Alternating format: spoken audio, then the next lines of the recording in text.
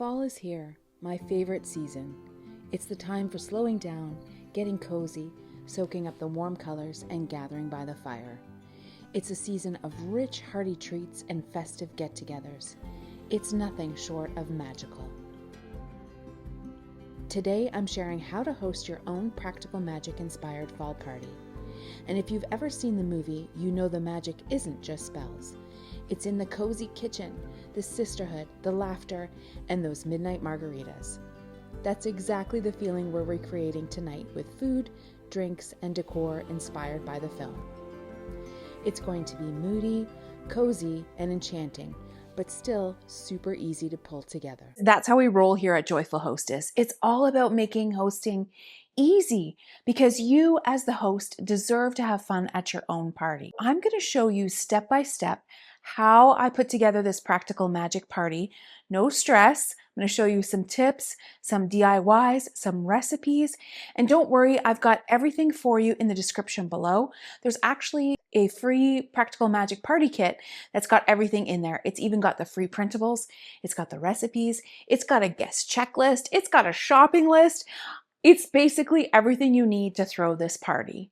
I'm so excited that you're here.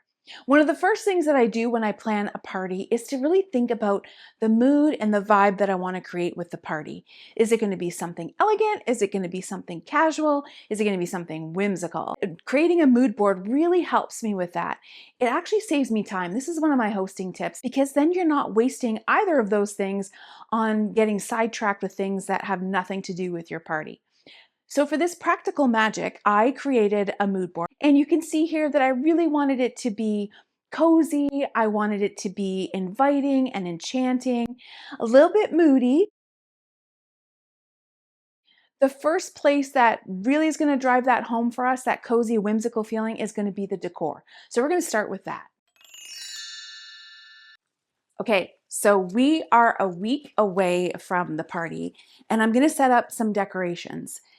The decoration that I want to try is something I've been obsessing about for a while. If you look at my Pinterest board, I've got lots of these ideas saved, and that is how to do a DIY floral cloud. Now, if you don't know what I'm talking about, they kind of look like this, and they're hanging and suspended, and I just think it's a really cool way to add decorations that won't take up table space. So I'm going to try it.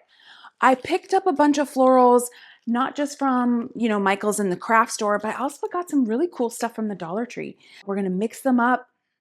We're going to see how it goes, guys. I don't have like a real secure plan, but I have an idea and I have a vision, and hopefully that's enough. I started using this wire that I had left over from a landscaping project. I had my husband cut it to about 12 inches long, and then I hung it from the ceiling using command strips and some invisible fishing line. Started by layering the bigger pieces first. And I just worked my way around until I found a way that it would look good. I continued to work my way around until I had something that I was really pleased with. I just love how it turned out. It's so whimsical and wild and beautiful.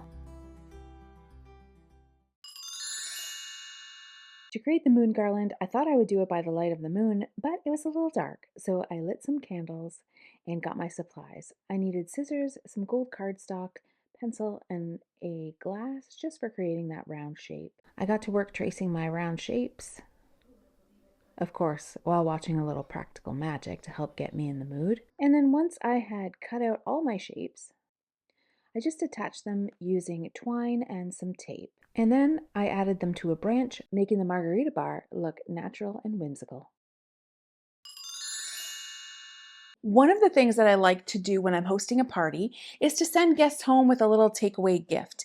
And so for this practical magic party, I thought it was appropriate to do something with lavender because she does say you're supposed to plant lavender for luck. And I wanted to send my friends home with a little bit of luck. What I did was grab some Epsom salts. So I've got the dried buds here. We're going to add that with a little bit of essential oil. And then I picked these up on Amazon. We're going to wrap them with some pretty twine. And then everybody gets to take home their own lavender salt. It is the day before the party, and I want to make us a little dessert to enjoy while we're watching Practical Magic and doing all those fun things. So I thought, what better sweet than a chocolate cake? In this house, we have chocolate cake for breakfast. And it's going to be topped with dried blood orange moon slices. Blood on the moon. I know. I think there is absolutely nothing wrong with using a cake mix. I'm going to show you my magic secret ingredient to make it taste more homemade. Here is the magic. It is a package of Jello pudding. You just add this in dry. You don't need to make the pudding or anything. You just add that in dry. And that really helps the cake to be rich and decadent tasting, and it tastes a little bit more homemade. So now I'm just gonna follow the rest of the directions and we're gonna make this chocolate cake. And I've got 2 pans here that I've already prepared with cooking spray so that it doesn't stick, roughly about half each. Okay, so I'm just gonna give this a quick little smooth, make sure it's touching each side. And then the final step to get the air bubbles out of my cake is we're gonna pop them in the oven, which has already been preheating to 350 degrees. While our cake is baking, we're going to get our bewitching charcuterie board ready. I wanted to create this dark and moody and cozy kind of vibe with the charcuterie board to lean into those dark fall colors. And I went to the grocery store and I really got inspired. They had these beautiful black Concord grapes. I've got blackberries, some pomegranate. Figs are in season now, so these black figs. And we're going to start putting together this charcuterie board. One of the tips when I'm arranging a charcuterie board to make it easy for yourself is to start with the biggest item. You want to make sure you don't run out of room. And in this case, we're talking the brie cheese. So I'm going to put a spot for that in the corner. And then from there, I'm going to start kind of building the board around it. I've got these beautiful crackers that have cranberries and nuts in them. So sometimes, you know how you get these big clumps of grapes? These look beautiful for magazine spreads. It's going to make your charcuterie board look beautiful, but people won't actually pick at it. Like somebody will try to grab it and then realize it's the whole thing and then put it down. And then at the end of the night, you're left with this because nobody wanted it. So one of the things I like to do is to snip it in smaller pieces. And that way you're making it easy for your guests to pick it apart and grab grapes. This way you can make it look like it's still one big piece, but when your guests go to pick at it, they can grab themselves a little one. And don't be afraid to try new things on your charcuterie board. I feel like when guests come over, that's the time, like why not experiment? Why not try something new? And I always like to add a little something unexpected onto my charcuterie board. That way they know it's not always going to be the same sort of boring thing. And then these figs, I'm going to mix it up. I'm going to add some whole figs and then some cut up figs sort of around it. Brie cheese and figs, a beautiful combination. We've got some chocolate covered cranberry. We're going to add some dates, some nuts. And we're going to finish this off with a touch of dried lavender. And there we have our bewitching charcuterie. Now let's talk about icing. I don't like to use that ready in the can frosting stuff. If that's you, go for it. Do whatever's easy.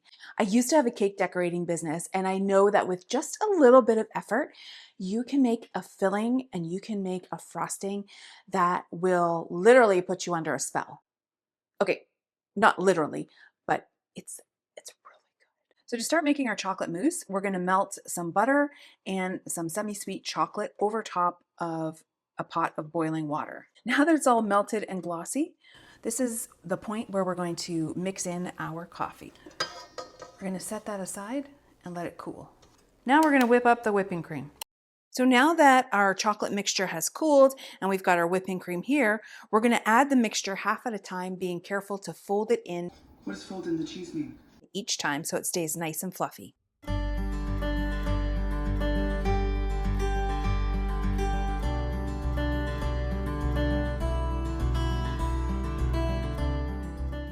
I wish you could smell this. It smells like heaven. I'm surrounded by chocolate cake, chocolate icing, chocolate mousse, and now what we get to do is just put it together. I've already leveled my cake here so that we have a flat surface to put the icing.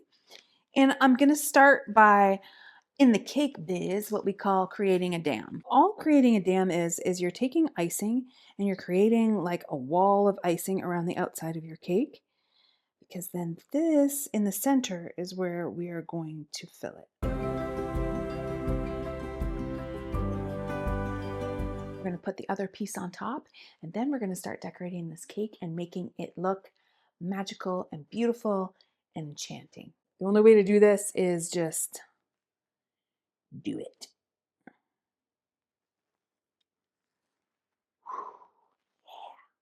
Time for us to ice the cake. Don't worry about icing your cake perfectly. This isn't about perfection.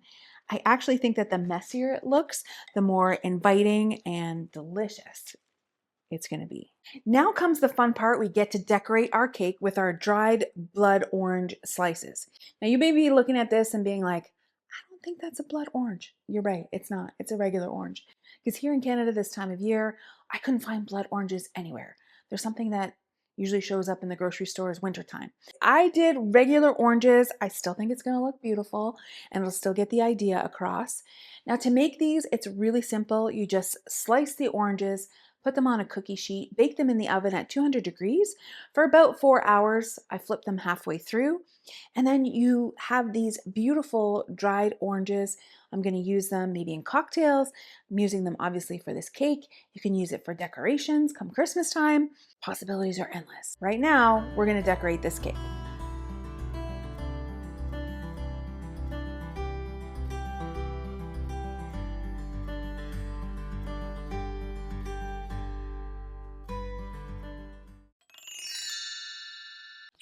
Now that the chocolate cake is in the fridge, I only have one thing left to do before tomorrow's party, and that is to set the table.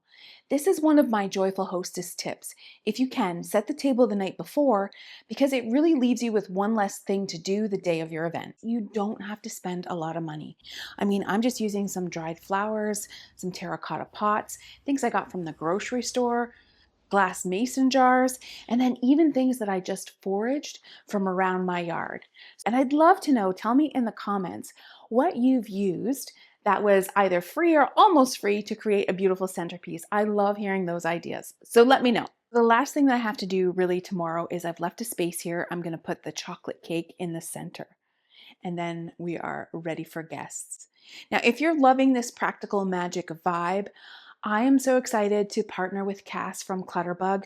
I've been working with Cass for the last year. She is amazing. She's doing a practical magic inspired fall as well. So she's doing a whole fall reset your home, leaning into the practical magic coziness. She's got some decor tips. She's got DIYs, organizing, everything that you need really to make fall feel really cozy and magical. I will put the link in the description for you to go check that out. You don't want to miss it.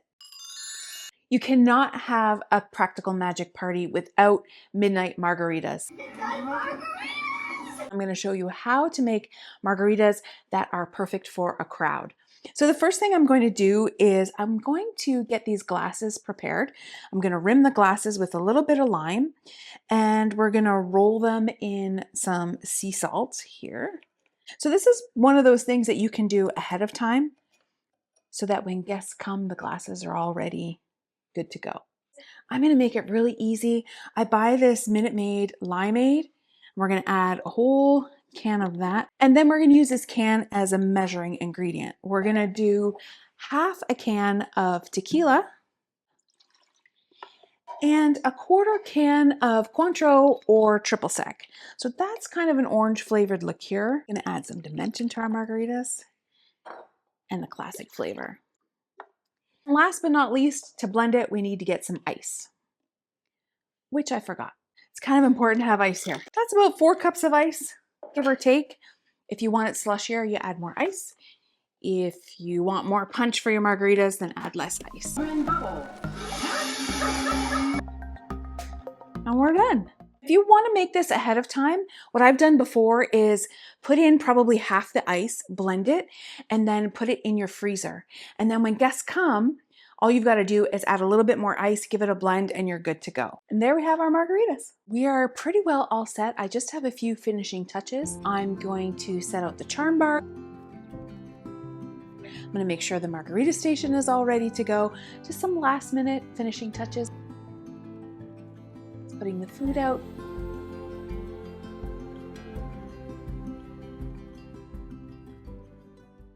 And then there's this one really cool thing that I want to show you.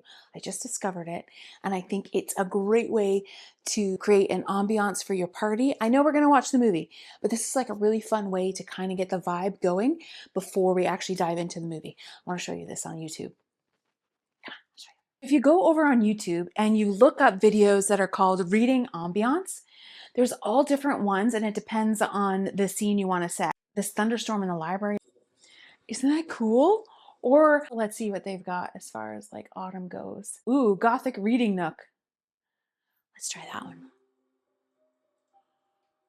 Now, if you had a projector, that would be really cool. You could project that onto a whole wall. But for now, we're going to set this up. And then that way, when we're ready to watch the movie, we'll just switch out to the movie from here. I hope you're feeling inspired to do your own practical magic party. When it comes to hosting, the magic is not in, you know, how perfect your food is or your house is or all the fancy decor. The magic really comes from being together and creating memories with those that you love. I'm wishing you all a very happy fall full of lots of magic and friendship. Blood orange. Blood moon. Wait, I'm gonna get this right. Blood moon orange. Dried blood moon oranges. Why can't I say that? We're gonna do dried blood oranges. I gotta do that again. Flip a dip this. Put your thing down, flip it and reverse it. It's your... With Betty Crocker. I mean, this is Betty Crocker. Sorry. So when I started with so again. Nope. Getting backwards.